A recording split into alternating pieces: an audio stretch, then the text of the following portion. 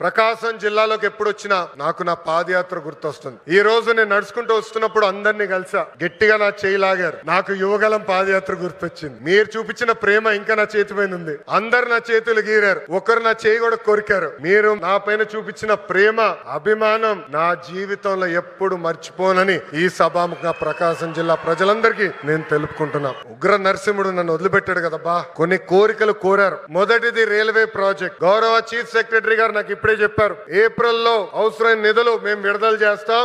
August లో గౌరవ ముఖ్యమంత్రి గారిని తీసుకొచ్చి ఆ రైల్వే ప్రాజెక్ట్ కి మనం ప్రారంభిద్దామని తెలుపుతున్నాం. వెలగొండ ప్రాజెక్టు కూటమి ప్రభుత్వానికి ఒక ప్రయారిటీ. ఆగిన పనులు తిరిగి ప్రారంభిస్తాం. చివరి ఎకరానికి సాగునీరు అందించే బాధ్యత మేము తీసుకుంటాం. ఇంకా తాగునీరు గురించి నేను చెప్పాల్సిన అవసరంలా. తాగునీరు శాఖ మంత్రి ఎవరు నాకు అన్న సమానమైన పవన్ అన్న. పవన్ అన్న ఏమనుకున్నా సాధించే వ్యక్తి.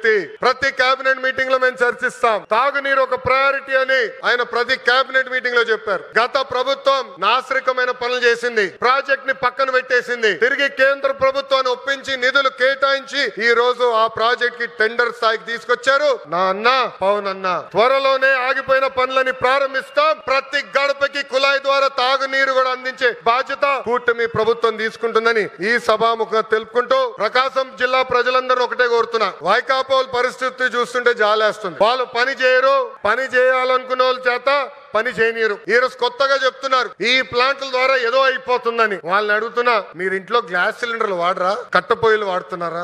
ఆ గ్యాస్ తయారు చేసే ప్లాంట్ ఇది. ఎందుకు మీరు అపోహలు కల్పిస్తారు? రండి ప్లాంట్ చూడండి, వెళ్ళి మీ నాయకుడు చెప్పండి. అంతేగాని ఈ ప్లాంట్ కి అడ్డు పడ్డద్దు. అడ్డు పడితే ఎర్ర బుక్ లో మీ పేరు ఉంటుందని ఈ సభాముఖంగా వైకాపా నాయకులు నేను హెచ్చరిస్తున్నా. మంచి పని చేసాక వచ్చా, దమ్ము ధైర్యంతో ఈరోజు నిలబడి చెప్పగలుగుతున్నా, 10 నెలల్లోనే ఎవ్వరు ఉంచిన విధంగా ప్రకాశం జిల్లాకి నేను ఈ ప్లాంట్ తీసుకొచ్చా. అంతేగాని తప్పుడు ప్రచారం చేస్తే నేను మిమ్మల్ని వదిలిపెట్టనని ఈ సభాముఖంగా వైకాపా నాయకులకు నేను హెచ్చరిక చేస్తూ